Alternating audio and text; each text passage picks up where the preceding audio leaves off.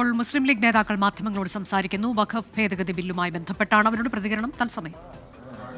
നിയമപരമായ രീതിയിൽ മുസ്ലിം ലീഗ് അതിനെ എതിർപ്പ് ഇത് പാസ്സായാൽ തന്നെ കോടതിയിൽ മുസ്ലിം ലീഗിനെ ചോദ്യം ചെയ്യാൻ പറ്റും. നിയമപരമായിട്ട് മുസ്ലിം ലീഗ് അതിനെ നേരിടുന്ന നിയമം എന്ന് പറഞ്ഞാൽ ഒരു പ്രശ്നം മാത്രം മനസ്സിൽ പറയണ്ട.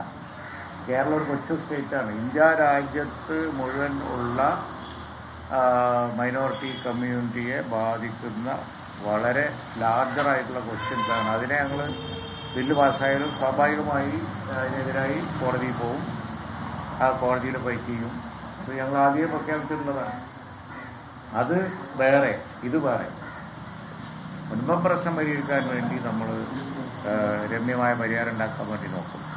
ഇത് അതിമ കൊണ്ടുപോയി കെട്ടി പൊളിറ്റിക്കൽ പ്രചരണം നടത്തുന്നത് BJP-യുടെ ഒരു ആംഗിളാണ്. ആ ആംഗിളിൻ്റെ കൂടെ സ്വാഭാവികമായും മതേതര കക്ഷികൾ ആരും ഉണ്ടാവില്ലല്ലോ. അതുകൊണ്ടാണ് ഇടതുപക്ഷമായാലും UDF ആയാലും ബില്ലിനെ എതിർക്കുന്നത്. ഭേദഗതി ചെയ്യുന്ന പ്രധാന ക്ലോസുകളിലൊന്ന് വൺസ് എ വഖഫ് ഓൾവേസ് വഖഫ് എന്ന് പറയുന്ന ഒരു ക്ലോസാണ്. അത് എടുത്ത് കളയുന്നതാണ് ഇവർ പറയും. അപ്പം അത് എടുത്ത് കളയുന്നതിൽ ശരിക്കും ലോജിക്കലായിട്ടൊരു തകരാറുള്ളതായിട്ട് ലീഗ് കരുതുന്നുണ്ടോ? അതിൻ്റെയൊന്നും ആവശ്യമില്ല.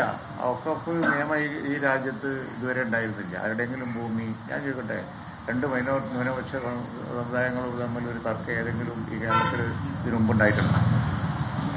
ഒരൊറ്റ പ്രശ്നം ഉണ്ടായിട്ടുള്ളൂ. ഞങ്ങളാരെങ്കിലും അധികാരത്തിലിരിക്കുന്ന സമയത്ത് അതൊരു വിഷയമായിട്ടുണ്ടല്ലോ? ഇല്ലല്ലോ. അത് ഇടക്കാലത്ത് ഒരു കമ്മീഷൻ വന്ന് റിപ്പോർട്ട് ഉണ്ടാക്കിയൊരു പ്രശ്നം ഉണ്ടാക്കിയവരും തന്നെ ഉണ്ടാക്കാനും ഒരു കൂട്ടർ തന്നെ, തീർക്കാതിരിക്കാനും ഒരു കൂട്ടർ തന്നെ. ഇതിനൊക്കെ ലക്ഷ്യം രാഷ്ട്രീയ ലക്ഷ്യം മാത്രം, അല്ലാതെ ഉറപ്പല്ല. ആ വകുപ്പുണ്ടെങ്കിലും എന്തുണ്ടെങ്കിലും ഈ പ്രശ്നം രമ്യമായി ഒരു മിനിറ്റ് കൊണ്ട് തീർക്കാമായിരുന്നു. തീർക്കാതെ നീട്ടിക്കൊണ്ടുപോയി വകുപ്പാണ് പ്രശ്നം എന്ന് വരുത്തി തീർത്ത് അവസാനം വകുപ്പ് മാത്രമല്ല ഒക്കെ നിയമം തന്നെ മോശമാണെന്ന് വരുത്തി തീർത്ത് അത് വെച്ച് രാഷ്ട്രീയ ക്യാമ്പയിൻ നടത്തുക എന്നുള്ള ദുരുദ്ദേശമാണ് ഇതിൻ്റെ പിറകിൽ. അല്ലാതൊന്നുമല്ല. ഞങ്ങളൊക്കെ വഖഫ് കൈകാര്യം ചെയ്തപ്പോൾ മുനമ്പ സമരം ഉണ്ടായിരുന്നോ? ഇല്ലല്ലോ, ഉണ്ടായിട്ടില്ല. പിന്നീടാണ് ഉണ്ടായത്. അതൊരു കമ്മീഷൻ റിപ്പോർട്ടിനെ തുടർന്നുണ്ടായ വിഷയമാണ്. അത് അച്യുതാനന്ദ ഗവൺമെൻറ്റിൻ്റെ കാലത്ത് വന്ന ഒരു കമ്മീഷനാണ്. അവർ ക്യാബിനറ്റ് കൊണ്ടുപോയി പാസ്സാക്കി ഒക്കെ ബോർഡിന് നിർബന്ധമായിട്ട് കൊടുത്ത് അങ്ങനെ ഉണ്ടാക്കിയ പ്രശ്നം തീർക്കാതെ ഇരിക്കുന്നതും അവർ തന്നെ. അതാണ് കൊണ്ട് നടക്കുന്നതും. നിലപാടൊക്കെ വന്നു. അപ്പം അതുകൊണ്ട് കൂടുതൽ UDF-നെ പ്രതിരോധത്തിലാക്കാൻ ഒരു ഭാഗത്ത് ശ്രമം നടക്കുന്നുണ്ട്.